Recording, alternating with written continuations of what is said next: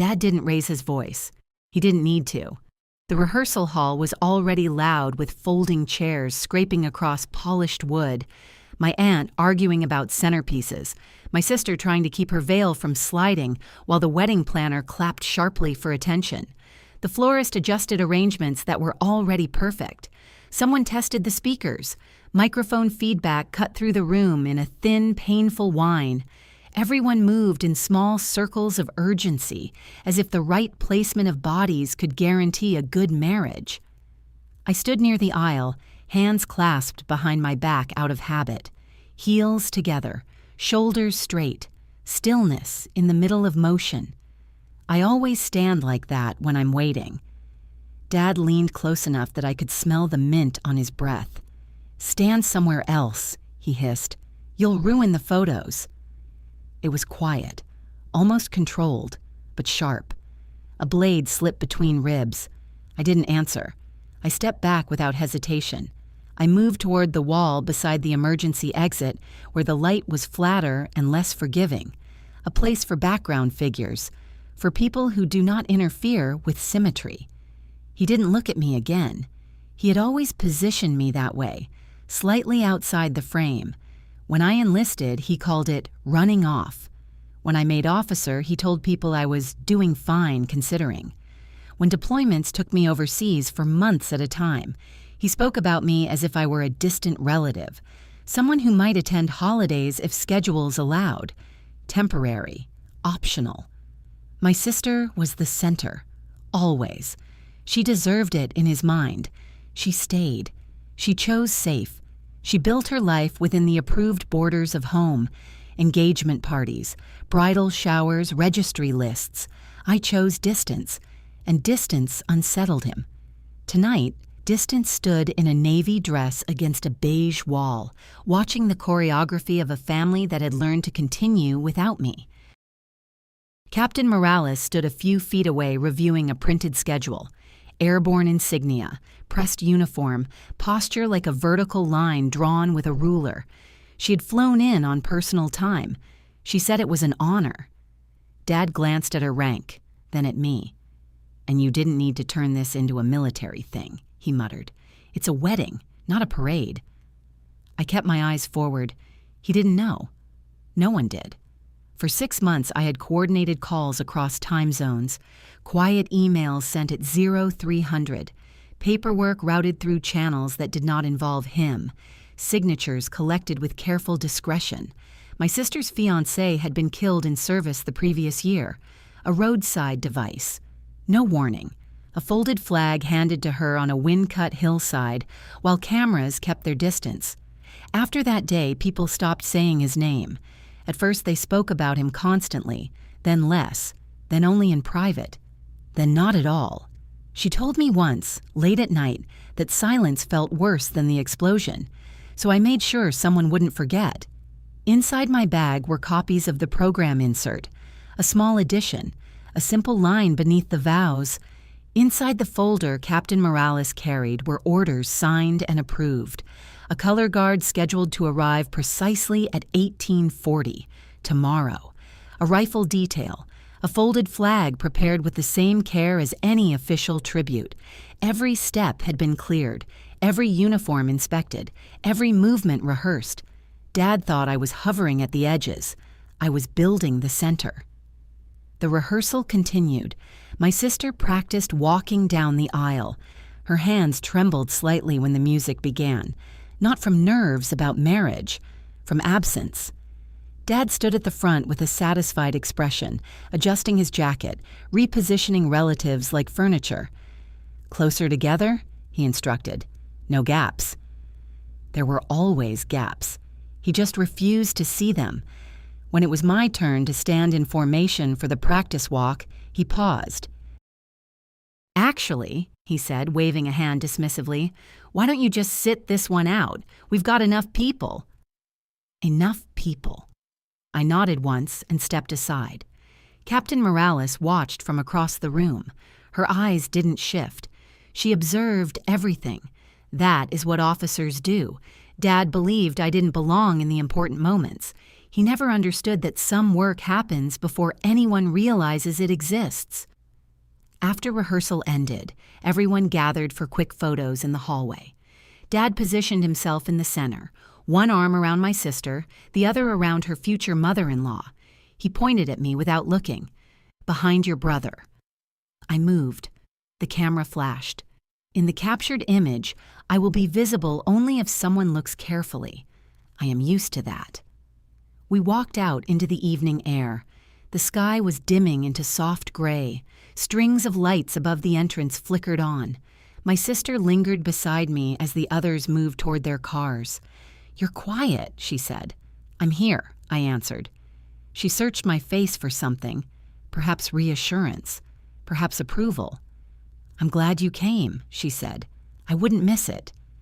That part was true. Dad called out from the parking lot. "Reservation in 10. Let's move."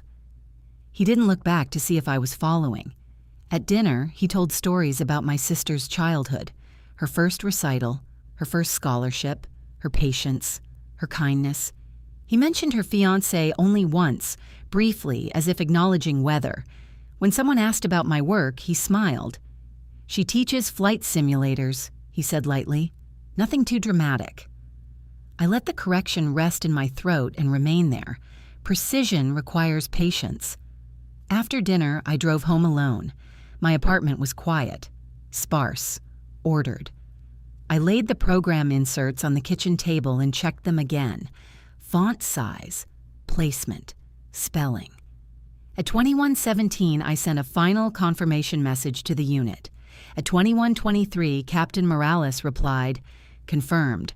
Honor detail ready." I removed my heels, stood barefoot on the cool tile. The rehearsal replayed in my mind without emotion. His voice, the repositioning, the dismissal. I did not feel anger. I felt clarity. For years, Dad treated me like the backup option, the one who would adapt, the one who did not need praise, the one who could absorb dismissal without complaint.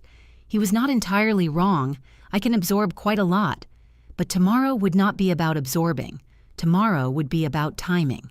The ceremony would begin at 1800, vows at 1832, the tribute at 1840, exact. When the officer steps forward and speaks into the microphone, Dad will assume it is procedural, a polite acknowledgement. He will not expect the words that follow. He will not expect the invitation. And when I step forward, it will not be to defend myself. It will be to honor someone else. The room will rise, not because of me, because of what was done. And Dad will stand there, realizing he tried to move aside the one person who ensured the day would carry weight beyond flowers and photographs. I set my alarm for 5:30, not because I needed to be early, because discipline is comfort. As I lay in bed, I thought of the years I spent outside their frame, deployments, promotions, responsibilities that never required his approval. I do not need to be centered in every photograph. I need to stand where I choose. Tomorrow, I will, quietly. The ceremony began at exactly 1800. The light was soft by then, early evening in late summer when the air still carries warmth, but the sky begins to thin into silver. Rows of white chairs faced the aisle. Programs rested on laps. Murmured conversations dissolved when the music started. I stood near the back beside Captain Morales and the two enlisted members who would form the color guard. They wore dress uniforms pressed into clean lines, shoes polished to a reflective black. Dad stood at the front, one hand resting over the other, chin lifted. He scanned the crowd the way he always does in public, measuring approval, counting witnesses. When my sister appeared at the entrance, the entire space shifted toward her. She walked slowly, gracefully, but I could see it in her shoulders. The absence walked beside her. Dad smiled broadly as she reached him. He kissed her cheek. The audience sighed. Cameras lifted. I did not move. Vows began at 1832. Her voice shook only once when she spoke his name, a quiet acknowledgement woven into new promises. I watched the guests bow their heads, some out of respect, some out of discomfort. Dad kept his eyes forward. When the officiant pronounced them married, applause broke out clean and immediate. Relief. Completion. This was the moment Dad understood. The perfect arc. The perfect photograph. Then Captain Morales stepped forward. She did not hurry. She did not hesitate. Dad noticed movement from the corner of his eye and stiffened. The officiant turned slightly, uncertain. Morales gave him a brief nod. It was all prearranged. Dad leaned toward her as she approached the microphone. "This won't take long," she said quietly to him.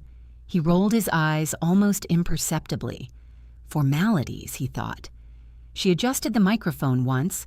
The room settled again. Her voice carried clearly without force. "Before we conclude this ceremony, we ask your attention for a brief recognition." A ripple moved through the chairs. Guests straightened. Dad crossed his arms loosely, already impatient. Captain Morales continued. "Tonight is not only a union of two lives, it is also a remembrance." Silence deepened. The two enlisted members stepped forward behind her in precise synchronization. White gloves, measured pace. Some guests inhaled sharply. Dad's posture changed.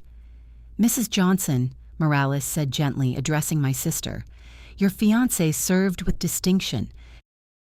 His absence is felt not only by you, but by those who stood beside him." My sister's fingers tightened around her bouquet. She did not look at Dad. Morales' voice remained steady. "This tribute was arranged with care and intention. It belongs to someone who has worked quietly to ensure today honors both love and sacrifice." Dad shifted. His eyes flicked through the crowd. He did not yet understand. Morales turned slightly. "Mrs. Johnson, this honor belongs to your daughter. We ask that she join us." The room paused. A suspended second, then dozens of heads turned. Toward me. Dad's face lost color in visible stages. First disbelief, then confusion, then something heavier. I stepped forward. Not quickly, not dramatically, measured. The aisle felt longer than it had during rehearsal. As I walked, chairs creaked softly. Guests began to rise without being instructed. One row, then another. A wave moving backward through the room. By the time I reached the front, everyone was standing, except Dad. He remained still for a moment too long. Then he stood. My sister looked at me as if seeing me for the first time in years. Tears blurred her makeup. She reached for my hand without asking. I took it. Morales stepped slightly aside, giving me space but not spotlight. The rifle detail moved into position. 3 shots cracked cleanly into the sky beyond the venue. The sound split the air. No one laughed. No one shifted. The flag was folded with exact precision.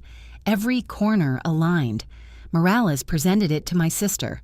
Then she stepped back and inclined her head toward me. "You ensured this," she said, quietly enough that only those nearest could hear. "On behalf of the unit, thank you." I nodded once. No speech, no explanation. The meaning was already visible. Dad's jaw tightened. He glanced at the guests, at the rising emotion, at the applause beginning to swell. Applause not for a spectacle, for intention. It grew steady, not wild, not theatrical, sustained. My sister pressed her forehead briefly against mine. "I didn't know," she whispered.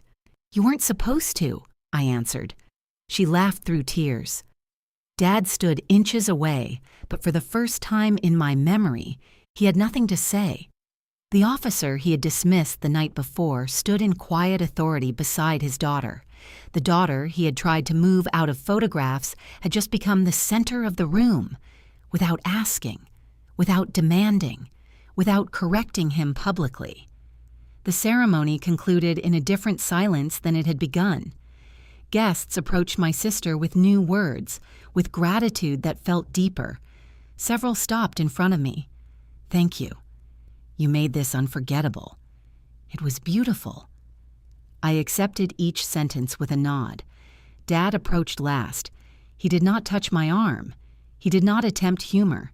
His voice was lower than usual. You arranged all that? Yes. For months? Yes. He looked toward the empty sky where the rifle salute had echoed. I didn't know. I know. There was no accusation in it, just fact. He studied my face as if recalculating something he had assumed was settled years ago. The reception began afterward. Music returned. Glasses clinked. But something had shifted. People addressed me differently now. Not loudly, not dramatically, simply with awareness. Dad remained quieter than usual. He did not correct anyone when they mentioned my service. He did not reposition me for photographs. In several pictures, I stood exactly where I chose, near my sister, at the center. He watched, but he did not interfere. Recognition had not come through confrontation. It had arrived through preparation, through systems, through action executed without spectacle. As the evening thinned and guests began to leave, Dad approached me once more. His usual sharpness was gone. I misjudged, he said, the words careful. I didn't respond immediately. He waited. I did what needed to be done, I said finally. He nodded. For a moment he seemed smaller, not defeated, just uncertain. And uncertainty does something to men who are used to certainty. It cracks them slightly open. I didn't press. I didn't remind him of rehearsal. I didn't repeat his words. The moment had already done its work. Justice does not always arrive with noise. Sometimes it arrives on schedule. I left before the final dance. The night air was cool again. Behind me, laughter drifted through open doors. I walked to my car without looking back. I no longer needed to prove my place in the frame. I simply stood in it. I left before the final dance. The music had shifted into something louder, something designed to smooth over intensity. Laughter filled the open doors of the reception hall. Glassware chimed. A photographer called out instructions. I walked past the valet stand without waiting for assistance and retrieved my own keys. The night air was cooler now, cleaner. When I sat inside the car, I did not start the engine immediately. I placed my hands on the steering wheel and let the silence settle. Inside that building, my father was adjusting to a version of me he had not prepared for. I did not feel triumph. I felt alignment. For years, I had measured myself against his scale. Approval, recognition, visibility. Tonight proved something simple. I no longer stood on that scale. The next morning, my phone held 12 unread messages. Extended family, old neighbors, 2 from men who had once worked for Dad. Proud of you. Didn't know you were involved in all that. Impressive. I deleted none of them. I responded to none of them. Recognition that arrives after witnesses is rarely about you. It is about correction. At 9:12, my father called. I watched the screen ring 3 times before answering. Yes. A pause. He cleared his throat. You left early? Yes. Another pause. Longer. That was, well executed. The phrasing made me almost smile. It needed to be. I didn't realize you'd arranged it. I know. He exhaled slowly. I suppose I've been mistaken about certain things. He struggled with the word mistaken. It did not fit comfortably in his mouth. I let the silence stretch. He continued. You could have told me. I didn't need to. There was no accusation in my voice, no sharpness, just structure. He seemed to understand that. I didn't mean what I said at rehearsal, he added quickly, about the photos. You did, I replied calmly. The line went quiet again. He wasn't used to that kind of response, not emotional, not forgiving, not argumentative, just accurate. I've always thought you preferred staying outside of things, he said finally. I prefer standing where I choose. He absorbed that. In the background, I heard the faint sound of dishes, my mother moving around the kitchen, the familiar rhythm of their house. I misread you, he said. Yes. Another silence, not hostile, measured. When are you heading back? He asked. Tomorrow. He hesitated. Well, safe travels. Thank you. Neither of us rushed to hang up. Finally, he said, "Your sister hasn't stopped talking about it." "That wasn't the point." "I know." We ended the call without resolution. There was nothing to resolve. That afternoon, my sister came to my apartment. She didn't knock softly. She never has. When I opened the door, she hugged me without warning. "I would have fallen apart," she said into my shoulder, "if that hadn't happened." "You didn't. Because of you." I stepped back slightly. "Because of him," I corrected gently. She wiped her eyes and looked around my apartment. Sparse furniture, clean lines, no wedding photos, no family portraits. "You always keep things simple," she said. "It helps." She studied me for a long moment. "Did it hurt?" she asked. "What?" "Yesterday, the rehearsal."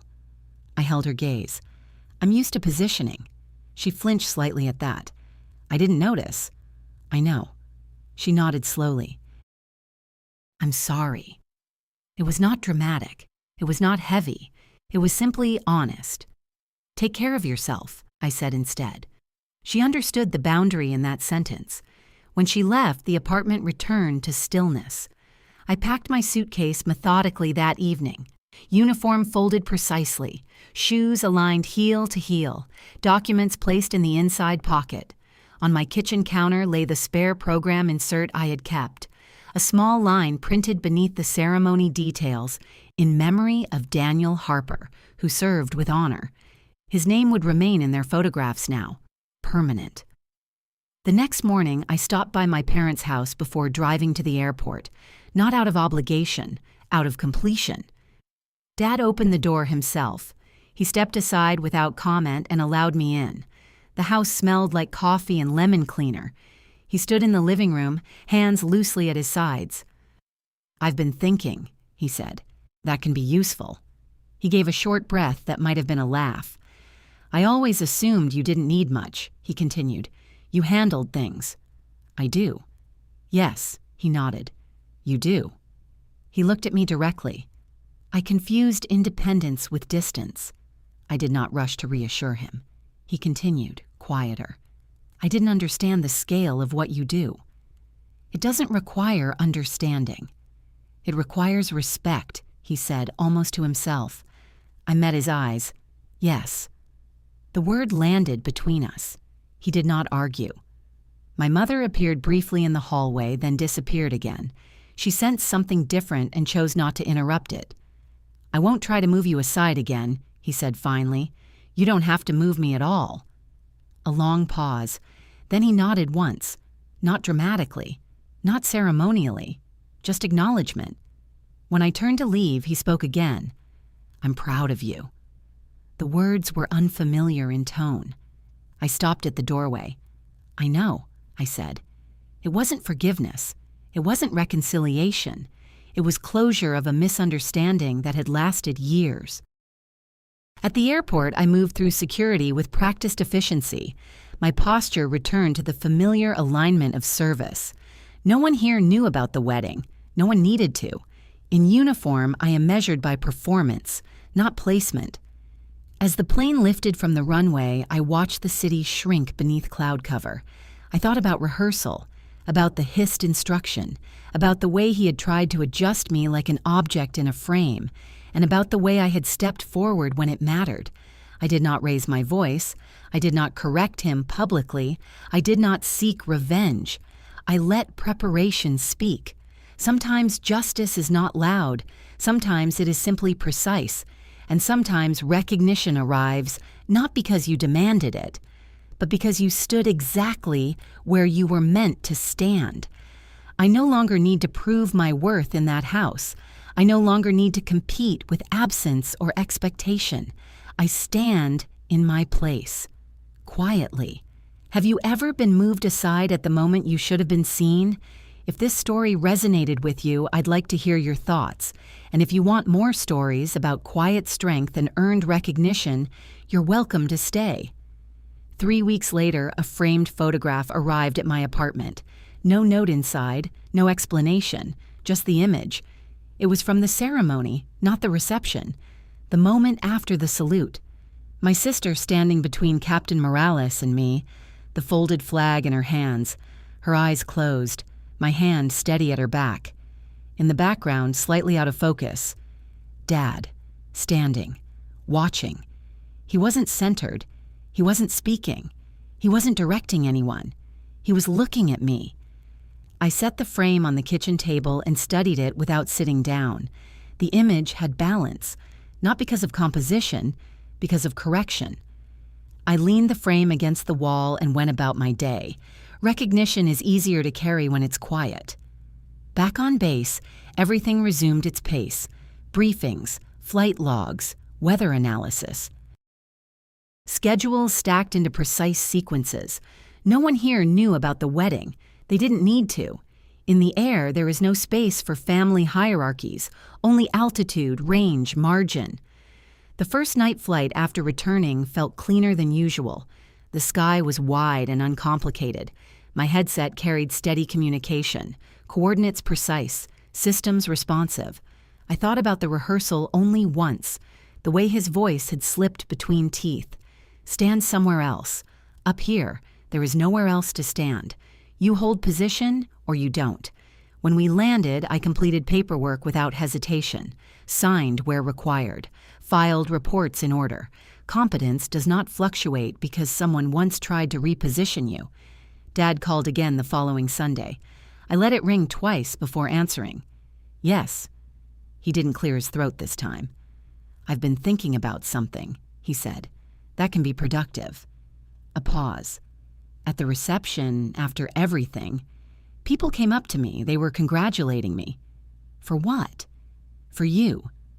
I didn't respond. He continued. They were thanking me for raising you that way. The irony was not lost on either of us. And? I asked, and I didn't correct them. I almost smiled. Why would you? He exhaled slowly. Because I didn't raise you for that. I raised you to fit. The honesty was unfamiliar, almost uncomfortable. And I didn't, I said. No, he admitted. You didn't. Silence settled between us again. Not strained, just aware. I've been reviewing old photographs, he said after a moment. You're in the background of most of them. I know. I don't remember asking you to move. You did. He absorbed that without argument. I suppose I thought you didn't mind. I didn't, I said calmly, at the time. And now? Now I choose differently. He let that stand. I've been asked to speak at the Veterans Luncheon next month, he added. I waited. I was thinking of mentioning you. You can. That's it? He asked, almost surprised. Yes. He seemed unsettled by the lack of resistance. I won't make it a joke, he said. That would be wise. A brief, quiet exhale. Not quite laughter. I don't expect you to forgive me for things I don't fully understand, he said. There's nothing to forgive. He paused at that. You don't seem angry. I'm not. Why? Because anger requires energy I prefer to allocate elsewhere. I did not say that aloud. Because it's settled, I answered instead. There was a shift in his breathing. You've always been like this, he said, calm when you should be furious. I've always been prepared. He did not challenge that. After we ended the call, I stood by the window for a while. The base was quiet, evening light reflecting off hangars. Preparation is often mistaken for distance. It isn't. It is discipline applied to emotion. A month later, my sister visited again. She brought printed copies of wedding photos. This one's for you, she said, handing me another frame. It was different from the first. This one captured the moment Captain Morales called my name, my posture straight, my expression composed. Dad behind me mid-turn, confusion visible before recognition settled. It's my favorite, she said softly. Why? Because that's when he realized. Realized what? That you weren't outside the family. I looked at the image again. I never was, I said. She nodded. I know that now. There it was again. Not apology, adjustment. We placed the second frame beside the first on my shelf, not as trophies, as record. The veterans' luncheon came and went. A colleague sent me a short video clip. Dad stood at a podium in a small banquet hall. Flag behind him, audience seated politely. He spoke about service, about discipline, about quiet leadership, and then he mentioned me. Not as a footnote, not as a cautionary tale. He said my rank correctly. He described my role accurately. He did not exaggerate. He did not diminish. He said, "My daughter taught me that strength doesn't always announce itself." There was no laughter after that, only applause. I closed the video without replaying it. Correction does not require repetition. Months passed. Distance remained. But it was different now. Not exile, not avoidance, chosen space. At Thanksgiving, when I arrived at my parents' house, Dad did not direct seating. He did not reposition anyone for photographs. When the family gathered near the fireplace for a group picture, he gestured toward the center. "You stand here," he said. Not an order, an offering. I stepped where I wished, near my sister, within the frame, no adjustment required. Humiliation is loud when it first lands. It echoes, it reshapes posture. But over time, if you refuse to react impulsively, it becomes information. Information can be used, preparation can be built, recognition can be engineered without spectacle. I never confronted him publicly.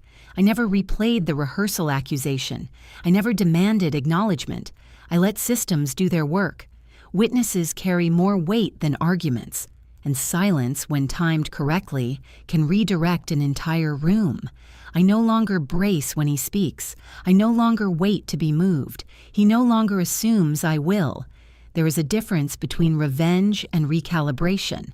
I chose recalibration. It lasts longer. Have you ever stood in the background long enough to understand how the room really works? What would happen if, instead of arguing for your place, you simply prepared for the right moment? If this story spoke to you, I'd like to hear what you noticed. And if you value quiet strength, you're welcome to stay with me.